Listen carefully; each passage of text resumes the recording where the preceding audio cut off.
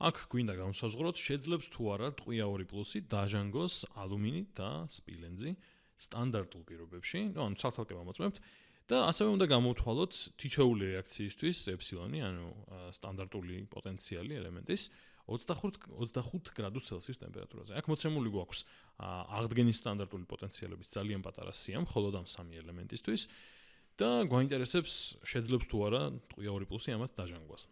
პირველ რიგში რაც შეგვიძლია ვთქვათ, არის ის რომ, ჯერთი დავაკვირდეთ ცხრილი როგორ არის დალაგებული, ხო?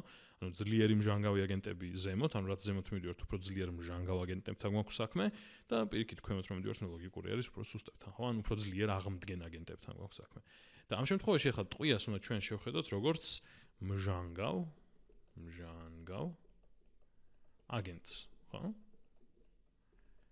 და გვაინტერესებს ეს მჟანგავი აგენტი ტყვია 2+, რას უზამს ალუმინს და სპილენძს. და შეგვიძლია გავიხსენოთ, რომ როგორც წესი, ნებისმიერი მჟანგავი აგენტი დაჟანგავს ნებისმიერ აღმდგენ აგენტს, რომელიც არის ცხრილში მის ქვემოთ. ანუ რომ დავუკვირდეთ ახლა მაგალითად აქ გვაქვს ტყვია 2+ და აი ქვემოთ, ხო, მასზე ქვემოთ არის ალუმინი. ესე იგი წესით ალუმინის დაჟანგვა უნდა შეძლოს. ანუ ალუმინი არის უფრო სუსტი მჟანგავი აგენტი, უფრო ძლიერი აღმდგენი აგენტია. ანუ წესით და რიგით ეს უნდა გამოვიდეს, მოლოდინი ეგეთი გვაქვს და მის ზემოთ არის ცხრილში, ცოტა ავაცილე, მის ზემოთაა ცხრილში ტყვია მეთქი და სპილენძი ტყვია თვითონ აქ გვაქვს. შესაბამისად, უფრო ძლიერი მჟანგავი აგენტი არის თვითონ სპილენძი, ამიტომ არ უნდა გამოვიდეს, ანუ ვერ უნდა დაჟანგოს ტყვიამ სპილენძი.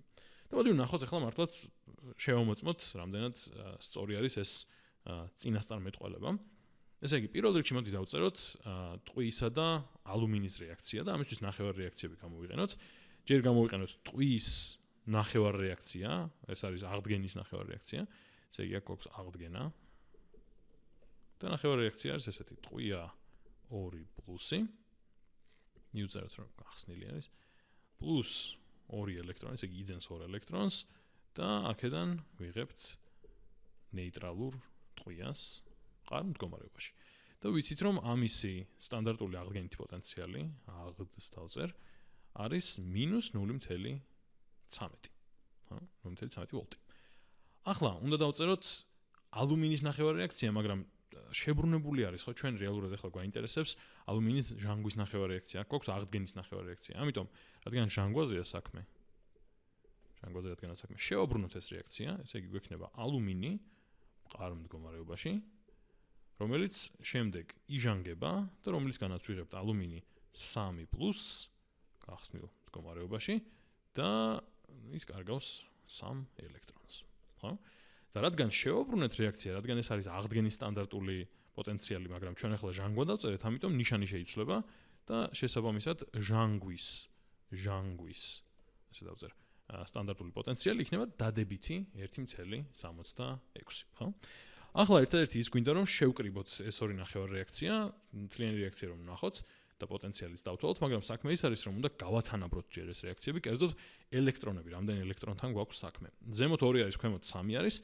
ამიტომ მოდი ზედა ნახევარ რეაქცია გავამრავლოთ 3-ზე და მოდი ბარემ გადმოვწერ, ესე იგი აღდგენა გვექნება 3 ტყვია 2+ პლუს 6 ელექტრონი და აქეთ 3 ტყვია და ისევ გავიხსენოთ რომ სტანდარტული პოტენციალი არის ინტენსიური თვისება, ინტენსიური მახასიათებელი, ამიტომ არ იცვლება და შესაბამისად აღდგენის სტანდარტული პოტენციალი იქნება ისევ -0.13. და შემდეგ გავდგეთ და გავამრავლოთ ახლა ეს რეაქცია 2-ზე, რომ ელექტრონების რაოდენობა დავსვათ, ეს არის ჟანგვის რეაქცია, ნახევარ რეაქცია. გვაქვს 2 ალუმინი მყარ მდგომარეობაში, ვიღებთ 2 ალუმინს დაჟანგულ მდგომარეობაში და გახსნილში და პლუს 6 ელექტრონი. და არც ამისი პოტენციალი შეიცვლება, სტანდარტული პოტენციალი და რჩება პლუს 1.66. აი ახლა უკვე შეგვიძლია შევაჯამოთ ეს ორი ნახევარ რეაქცია, მივიღოთ სრული რეაქცია, ესე იგი ჯამურად.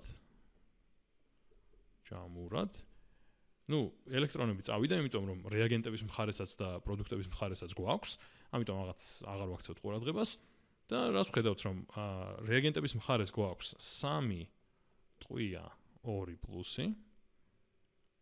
გახსნილ მდგომარეობაში პლუს 2 ალუმინი მყარ მდგომარეობაში და მეორე მხარეს გვაქვს 3 ტყვია მყარ მდგომარეობაში პლუს 2 ალუმინი 3 პლუსი მყარ მდგომარეობაში. ესე იგი ერთი აღდგა მეორე დაიჟანგა და რაც შეეხება ელემენტის სტანდარტულ პოტენციალს, ესე დავწერ ამას. ეს არის უბრალოდ ჟანგვის და აღდგენის სტანდარტული პოტენციალების ჯამი, ხო? რაც რა იქნება? 0.13 პლუს 1.66. ესე იგი ეს გამოდის 1 დადებითი 1.53 მიასედი ვოლტი. რადგან მივიღეთ დადებითი, ესე იგი რადგან ელემენტის სტანდარტული პოტენციალი მივიღეთ დადებითი, გამოდის რომ ეს იქნება სპონტანური, ხო? ანუ ესე იგი ეს არის, მოდი მივაწერ.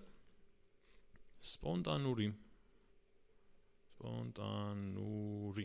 რაც ნიშნავს იმას, რომ მართლაც რეაქცია სპონტანურად მოხდება, ანუ სწორად ვიწინასწარმეტყველეთ, რომ ტყვია მართლაც დაჟანგავს ალუმინს, ესე იგი ამას მივაწეროთ კი დაჟანგავს. ახლა მოდი იგივე ვცადოთ სპილენძზე, ოღონდ სპილენძისთვის, ესე იგი ეს უკვე გვაქვს. ეს ნახევარ რეაქცია გვიწერია, ამიტომ ხელახლა აღარ დავიწყებ მაგაზე, მას პირდაპირ შეგვიძლია ხელახლა დავწეროთ, ანუ ბევრი მსჯელობის გარეშე. ესე იგი აღდგენის ნახევარ რეაქცია იყო 2 პლუსი, პრინციპში მაინც გადმოდის, კი არა და გამოდის. დიდად არ ჭირდებოდა ეგ შესავალი. ესე იგი ეს არის ტყვის შემთხვევაში რაც გვაქვს, თავისი აღდგენითი პოტენციალიც მივაწეროთ. აღდგენითი პოტენციალი. ასე დავწერ. -0.13 და რაც შეეხება მეორე ელემენტს, რომელიც დამავიწყდა უკვე სპილენძს, აი ეს რეაქცია უნდა შევაბრუნოთ და ნიშანი შეეცვლება, რა თქმა უნდა, პოტენციალს. ესე იგი გვექნება ჟანგვა, ამიტომ გვაქვს აქ სპილენძი, რომელიც იჟანგება, 2 პლუსს ვიღებთ და თავისუფლდება 2 ელექტრონი. აქ გასათანაბრებელი არაფერი გვაქვს, იმიტომ რომ რაოდენობა ისე თანაბარი არის უკვე, ეს არის ჟანგვის სტანდარტული პოტენციალი, რაც ნიშანშეცვლილი იქნება 0.34, ეს რაღაცა 0.34 მინუსით. აქ ახლა 2 ელექტრონი და 2 ელექტრონი ისევ წავიდა და საბოლოო რეაქცია აქ გვექნება, ეცა, რაღაც ჩემი პასტა პერიოდულად ურევს. საბოლოო რეაქცია აქ გვექნება, ესე იგი, ტყვია 2 პლუსი, მოდი ესე დავწერ, ჯამური, ტყვია 2 პლუსი, ამას დამატებული სპილენძი და მე მგონი უკვე ჩანს ხო რაც მოხდება. უნდა ვიღებდეთ მყარ მდგომარეობაში ტყვიას და დაჟანგულ სპილენძს. მაგრამ თუ დავუკვირდებით ელემენტის სტანდარტულ პოტენციალს, გამოდის ამათი ჯამი, რაც არის -0.47 ამდენი ვოლტი. ესე იგი, გვაქვს უარყოფითი სტანდარტული პოტენციალი, რაც ნიშნავს, რომ არ არის სპონტანური, ანუ ეს შეესაბამება დადებით სტანდარტულ ცვლილებას თავისუფალ ენერგიაში. ეს არის დადებითი, რაც ნიშნავს, რომ სპონტანური ვერ იქნება ეს რეაქცია, ესე იგი, გამოდის, რომ ისევ სწორად ვიწინასწარმეტყველეთ, ეს რეაქცია არ მოხდება და ანუ ტყვია ვერ დაჟანგავს სპილენძს, ასე რომ აქ დავწეროთ მართლაც არა.